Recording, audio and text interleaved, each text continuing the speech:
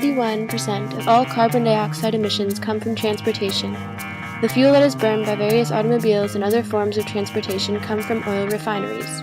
The combustion of fossil fuels, such as diesel and gasoline, to transport people and goods is the second largest source of CO2 emissions in the United States. The oil and gas used to fuel these vehicles comes from various refineries throughout the world. These refineries emit a wide variety of pollutants, ranging from volatile organic compounds, greenhouse gases, carcinogenic pollutants, and criteria air pollutants, all contributing to rising sea levels and an increasing global temperature. Refineries don't usually emit carbon dioxide. However, they are an important step in the process of fuel for gasoline-driven vehicles and cannot be overlooked. Planes produce 1 ton of carbon dioxide per person per kilometer.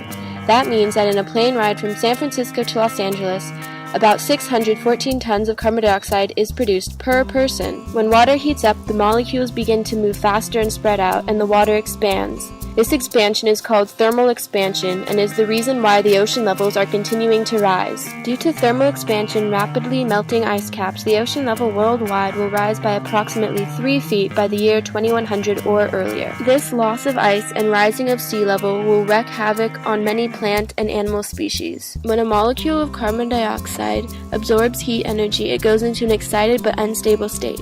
It can become stable again by releasing the energy it absorbed. Some of the released energy will go back to Earth and some will go into space. The energy that stays on Earth creates a blanket that traps in heat and contributes to the heating of the Earth and all that entails. California is home to 6 of the 10 cities with the worst air qualities.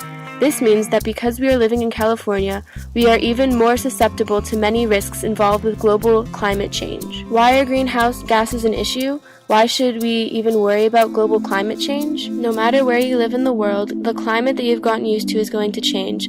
Formerly wet climates will become dry ones, and this will wreak havoc on the species living on Earth. Human input has overloaded the carbon cycle and impacted the global climate. Carbon naturally cycles among the atmosphere, oceans, soil, plants, and animals, but after the Industrial Revolution, carbon dioxide accounted for 84% of all U.S. greenhouse gas emissions from human activities in the U.S. It may seem like the world is heading to the point of no return. However, there are things we can do to help lower our carbon dioxide emissions and help slow global climate change. Riding a bike produces 10 times as less carbon dioxide than driving in a car for the same distance. Taking the bus can reduce your carbon dioxide emissions by 1/2 that of driving the same distance. Buses last longer, thus aren't produced as much as cars, so their overall carbon dioxide emissions are lower than that of cars. Invest in the future. Electric vehicles are much more cost efficient as well as environmentally sustainable and are starting to lead the car industry.